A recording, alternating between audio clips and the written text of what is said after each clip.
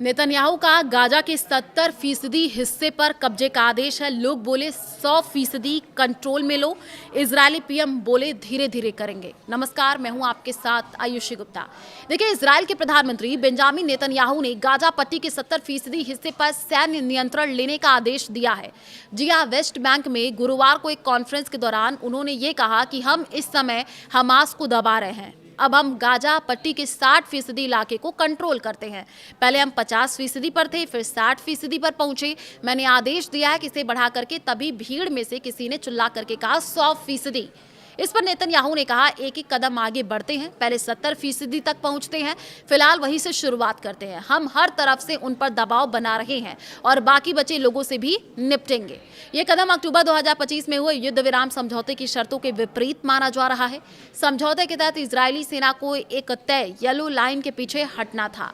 इस लाइन के बाद गाजा का करीब 53% हिस्सा इजरायल के नियंत्रण में था। हमास का आरोप है कि इजरायल चुपचाप इस सीमा को और अंदर खिसका रहा है। अब कई रिपोर्ट के मुताबिक गाजा के करीब 60 से 64% इलाके पर इजरायल का नियंत्रण है।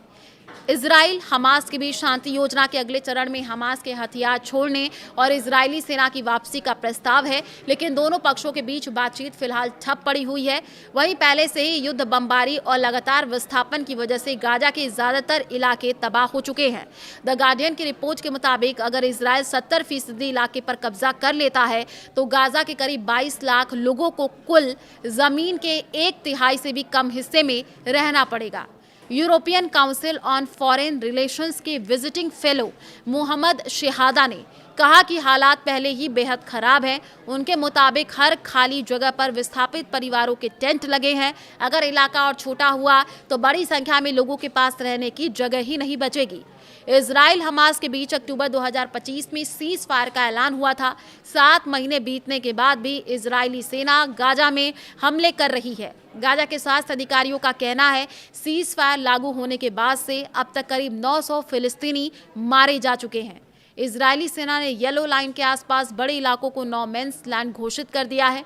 यहां पर किसी भी गतिविधि को खतरा मान करके कार्रवाई की जा रही है। संयुक्त राष्ट्र की हालिया ब्रीफिंग में भी बताया गया, उत्तरी गाजा के जबालिया इलाके में टैंकों की आवाजाही लगातार बढ़ रही है। ड्रोन किसी भी हलचल को निशाना बना रहे हैं। तो देखिए, इस तरीके की जो खबरें हैं वो लगातार आ भी रही हैं। इस पर हमारी पूरी नजर बनी है। बाकी खबरों के लिए आप देखते रहिए न्यूज़ 18 राजस्थान।